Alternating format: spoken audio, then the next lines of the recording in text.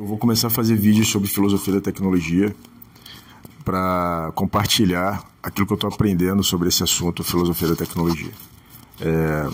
Eu estou começando a estudar esse livro, The Technological Society. The Technological Society, de Jacques Ellul. É um livro difícil de achar.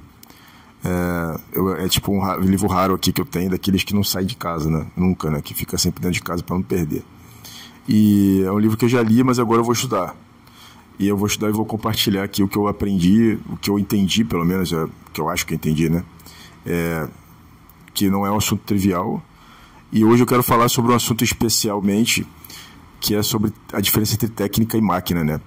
Existe essa confusão, né, entre técnica e máquina. Técnica organiza a máquina é diferente da técnica.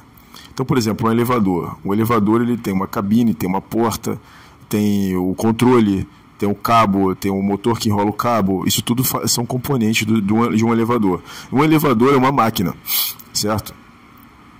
Agora imagina que você vai pendurar um elevador no vão central da ponte de Niterói. Faz algum sentido? Não faz sentido. Então, o que a técnica faz? Ela organiza as máquinas, ela coloca o elevador no lugar certo que tem que estar, dentro de um prédio. E aí, o elevador viabiliza os prédios de 40 andares, 50 andares. Porque imagina, um prédio de 50 andares tem que subir de escada, é inviável.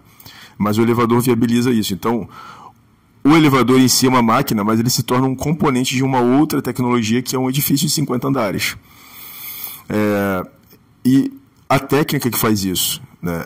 Então é importante a gente distinguir técnica de máquina. A máquina é um produto da técnica. A técnica organiza os componentes da máquina e dá espaço e possibilita o surgimento de outras tecnologias, de outras máquinas, né? Isso é uma distinção importante.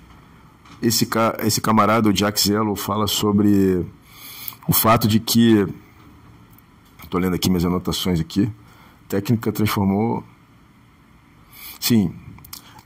Então, assim, a tendência é que a técnica ela transforme a sociedade em uma máquina, né? E é exatamente isso que acontece no livro Admirável Mundo Novo, que eu já coloquei uma referência aqui. Se você ler esse livro, você vai ver o que se tornou a sociedade 600 anos depois dessa era que nós estamos vivendo aqui. Óbvio que é uma ficção, é uma projeção do Aldous Huxley, mas faz todo sentido com o que o Jacques Ellul está falando, como um estudo científico que ele fez. E, assim, um estudo com referências, um estudo muito sério, né? Por quê? Porque no limite, depois de 600 anos, o ser humano se torna apenas um componente de uma máquina. Tanto que as pessoas passam a ser geradas dentro de um código genético específico, todos são bebês de proveta, e tem já uma função específica na sociedade a partir daquela codificação genética, ou seja, as pessoas não têm uma individualidade, elas são grupos que trabalham em certas funções para o Estado, né? É justamente o que acontece, porque na visão do Jacques Ellul, o que tende a acontecer é que a tecnologia ela passe a tomar conta do mundo exterior do ser humano e em seguida, que é o que já está acontecendo, passa a tomar conta do mundo interior. E quando eu falo mundo interior, não é só o mundo carnal, o mundo subjetivo também, né? O cara começa a não pensar por si mesmo, começa a pensar usando o Google, usando o Grok, usando o ChatGPT, esse tipo de coisa. Fora os nanorobôs e todas essas coisas que estão aparecendo por aí. E com o tempo, depois de algum tempo, essa tecnologia, como se fosse um alien, né, tende a implodir o ser humano e fazer com que ele desapareça em termos de individualidade, né? Porque o que vai prevalecer é a própria tecnologia, e não, ou melhor, a máquina, né, como um Estado, né? E não o ser humano, não vai prevalecer. Por isso que existe toda essa discussão sobre esse transhumanismo, né? O quão ruim é o transhumanismo, já que a gente vai depender tanto da tecnologia. Será que nós estamos num nível, no nosso limite de desenvolvimento? Será que a tecnologia não vai permitir que a gente tenha um desenvolvimento ainda maior e que nos proteja de futuros males por conta de outras tecnologias que vão surgir e que talvez a gente não tenha controle? Então, esse é que é o assunto, né? é importante a gente separar a técnica de máquina. Então, técnica é aquilo que organiza a máquina. E a máquina em si, ela vai ser um componente de uma outra máquina, que é o que a gente chama de recursividade dentro da teoria da tecnologia.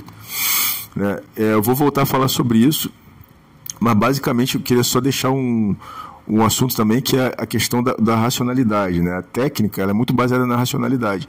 E o século XIX, ele foi o sexo...